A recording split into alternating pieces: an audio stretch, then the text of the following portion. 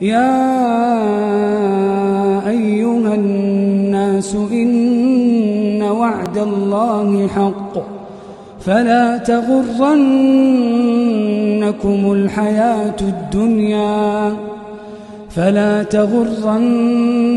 الحياة الدنيا ولا يغرنكم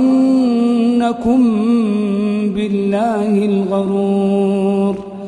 إن الشيطان لكم عدو فاتخذوه عدوا إنما يدعو حزبه ليكونوا من أصحاب السعير.